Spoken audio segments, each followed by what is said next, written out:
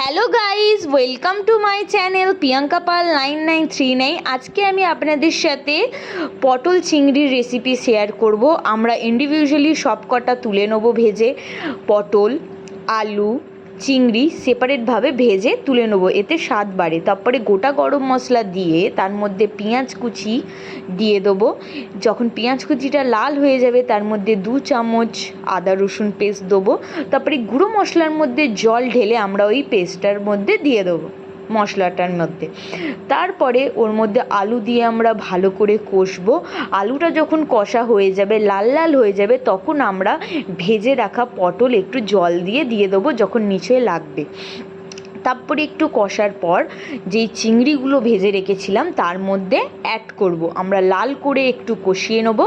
তারপরে জল গরম করে তার মধ্যে অ্যাড করে নেবো, যে যতটা জল পছন্দ করে দিয়ে দেবেন। ঝোলের মধ্যে গোটা টমেটম দিয়ে দেবেন। যখন আলুটা সেদ্ধ হয়ে যাবে তখন টমেটমটা ফাটিয়ে দেবেন। যদি আগে ফাটিয়ে দেবেন আলুটা সেদ্ধ হবে না। এইভাবে আমার পটল চিংড়ি রেডি। প্লিজ আমার চ্যানেলটা সাবস্ক্রাইব করে দেবেন, আর রেসিপিটা ভালো লাগলে নিশ্চয়ই কমেন্টে জানাবেন। এখানেই বিদায় নিচ্ছি, বাই।